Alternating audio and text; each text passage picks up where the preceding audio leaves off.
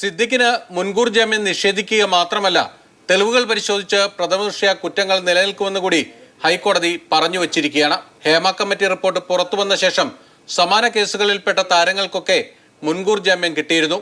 എന്നാൽ സിദ്ദിഖിന്റെ കാര്യത്തിൽ തെളിവുകളും DGPക്ക് നൽകിയ പരാതിയും അതിജീവിതയ്ക്കെതിരായ വിമർശനങ്ങളുമെല്ലാം തിരിച്ചടിച്ചു.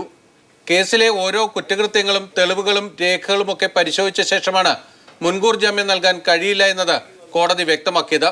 സിദ്ദിഖിനെ കസ്റ്റഡിയിൽ ചോദ്യം ചെയ്യേണ്ടതും ലൈംഗിക ശേഷി പരിശോധിക്കേണ്ടതും അനിവാര്യമാണെന്ന് ഉത്തരവിൽ ചൂണ്ടിക്കാട്ടി.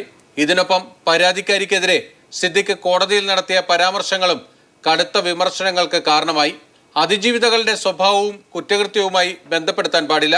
ലൈംഗിക അതിക്രമം നേരിട്ട സ്ത്രീകൾ വലിയ വേദനയാണ് നേരിടുന്നത്. അവരെ കടന്നാക്രമിക്കുന്നത് നിശബ്ദയാക്കാനാണെന്നും കോടതി വിമർശിച്ചു. പരാതി നൽകാൻ വർഷങ്ങളുടെ കാലതാമസം ഉണ്ടായതടക്കം സിദ്ദിഖ് ഉന്നയിച്ച വാദങ്ങളെ കോടതി തള്ളുകയും ചെയ്തു. നടിയെ ആക്രമിച്ച കേസിൽ ദിലീപ് പ്രതിയായി വരുന്നത് DGPക്ക് നൽകിയ പരാതിയിൽ അന്വേഷണം നടത്തിയപ്പോഴാണ്. അതുപോലെ തന്നെ ഈ കേസിൽ പരാതിക്കാരിക്കെതിരെ സിദ്ദിഖ് DGPക്ക് നൽകിയ പരാതിയും തിരിച്ചടിച്ചുവെന്നാണ് കേസിൽ നിന്ന് വ്യക്തമാകുന്നത്. സിദ്ദിഖിന്റെ ജാമ്യം തള്ളിയ ഉത്തരവിൽ സർക്കാരിനും കണക്കിന് കിട്ടി. ഹേമ കമ്മിറ്റി റിപ്പോർട്ടിൽ 5 വർഷം അനങ്ങാതിരുന്നത് ദുരൂഹമാണ്. കമ്മിറ്റി റിപ്പോർട്ട് പുറത്തു വന്നപ്പോഴാണ് അതിജീവിതകൾക്ക് കരുത്തായതെന്നും കോടതി ഉത്തരവിലുണ്ട്. മുൻകൂർ ജാമ്യം തള്ളിയതോടെ സിദ്ദിഖ് ഒളിവിലാണ്. ആലുവയിലെയും കാക്കനാട് പടമുകളിലെയും വീടുകളിൽ സിദ്ദിഖില്ല. ഫോണുകളും സ്വിച്ച് ഓഫ് ആണ്.